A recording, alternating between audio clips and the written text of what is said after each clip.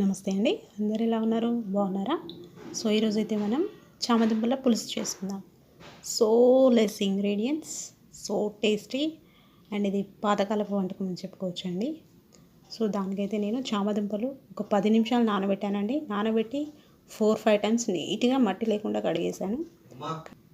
మంచిగా కడిగి ఒక 10 నిమిషాలు ఉడకబెట్టానండి చామదుంపలను.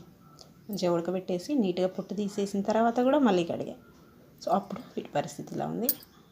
సో ఇవి ఫ్రెష్ చేసుకొని ఇలా కట్ చేసుకొని ఆనియన్, పచ్చిమిర్చి, కొత్తిమీర, కరివేపాకు, తర్వాత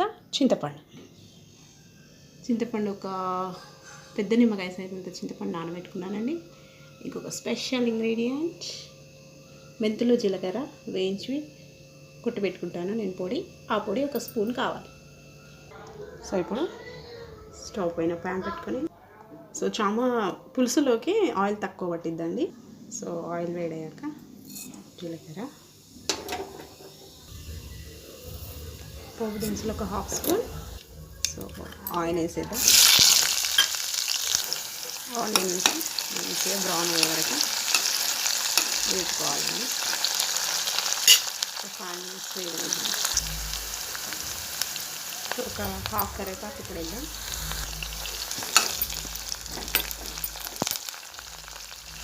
ఇంకొక కొంచెం కరివేపాకు లాస్ట్లో దించుకునే ముందు వేసేద్దాం. సో ఆనియన్ కొంచెం బ్రౌన్ అయిన తర్వాత మనం చామదుంపలు వేసేద్దాం.